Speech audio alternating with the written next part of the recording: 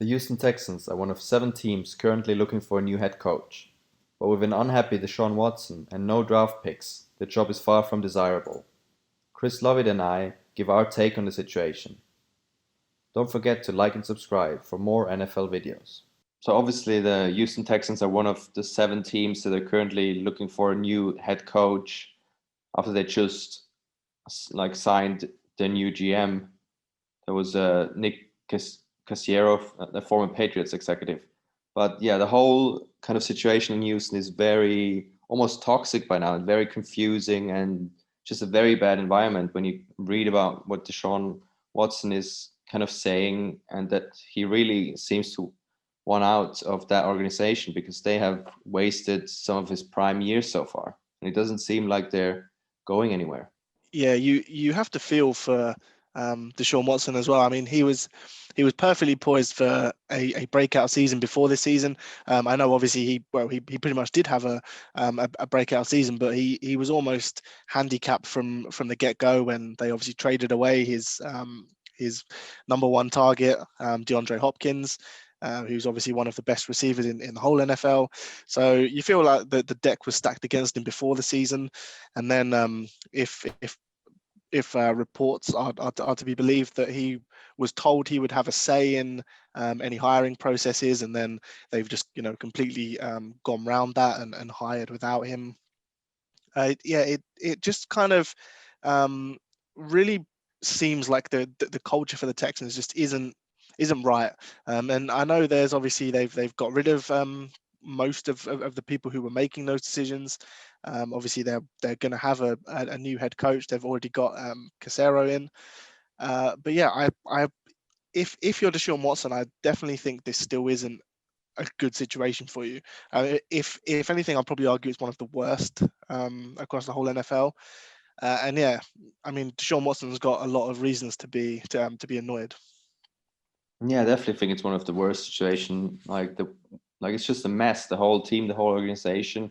Like what Bill O'Brien basically left them. It's just, I mean, whoever put him in charge, I think it's probably the owner put him in charge of everything, but he just completely sabotaged the team. It's almost if he was hired by like the Colts or the Titans to completely run the Texas organization in the ground within 2 seasons or so.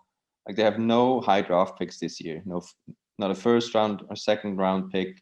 No cap space, and they have no rushing defense. They allowed 160 rushing yards per game in this past season.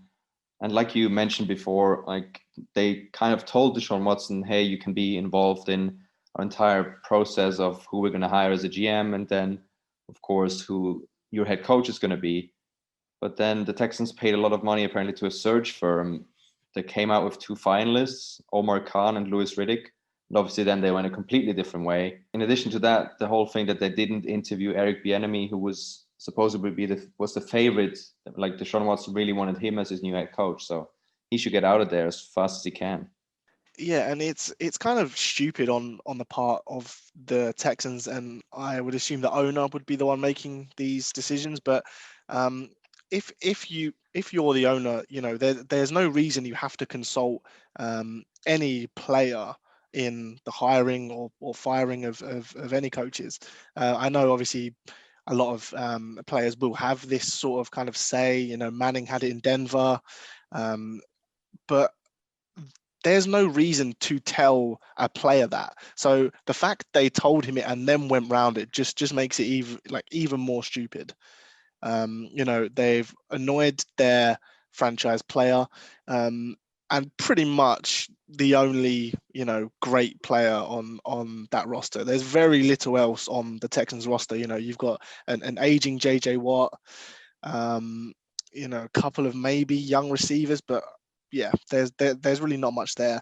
And yeah, if you're Deshaun Watson, you've played at close to an MVP caliber this season. I mean, I know he would never get any sort of MVP kind of consideration because obviously his team only won 4 games. But if you're that good and you are, a top 3, top 5 quarterback, you've got to look at what's going to be next, in the next 3 and next 5 years.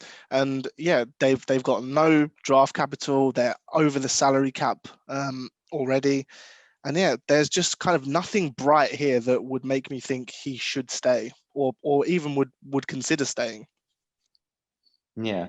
I mean, the thing is, he has a no trade clause in his contract, but it is a no trade clause that he can basically just decide where he wants to go. So if they would want to trade him to the Jets, for example, he could just veto that and say, no, I want to go to, let's say, the Dolphins. Because, like, that's like one rumor that has been out there that the Dolphins potentially could send the Texans Tua and then the 2 first-round picks that they have this year for Deshaun Watson. If I would be a Dolphins fan, I would be more than happy to do this because with Deshaun Watson, you get, yeah, like you said, one of the best quarterbacks, probably one of the top 4 QBs in the league, and with him, you would be instantly a playoff team and maybe even a contender with that young Dolphins team. Yeah, and I mean, the Dolphins probably don't know 100% what they have yet with Tua.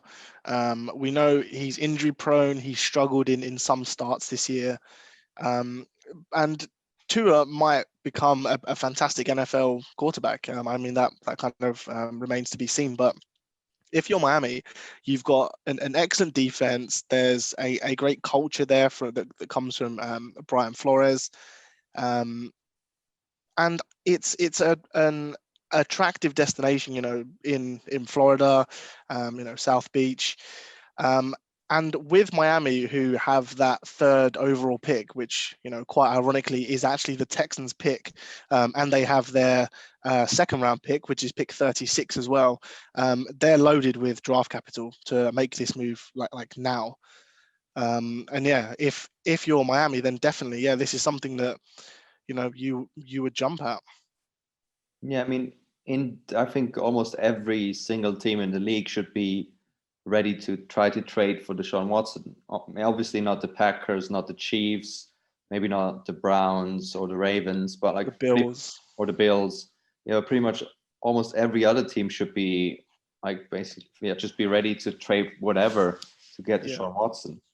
And yeah, there's also the thing: would you, as Jacksonville Jaguars, would you trade the 1st overall pick to the Texans to get Deshaun Watson? And obviously, you would have to throw some more at the Texans, but then the Texans could just reload with Trevor Lawrence or Fields or whoever the new GM and head coach would want, and just build up from scratch, like kind of rebuild, maybe trade off some other pieces, and then yeah. So it's very interesting to see if a trade happens and where he would go. Yeah, the Jags is quite an intriguing one, and I know that the Texans are a pretty dumb team.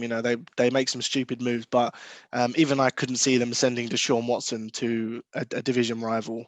I know obviously everyone thinks Lawrence is going to be, maybe even better than Deshaun Watson, but to have a known commodity in his prime and sending that to a divisional rival, I mean, I just couldn't see it.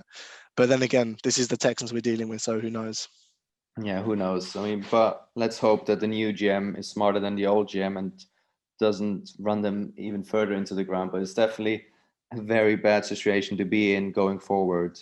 And yeah, good luck to Deshaun Watson and any other player currently on that Texans roster.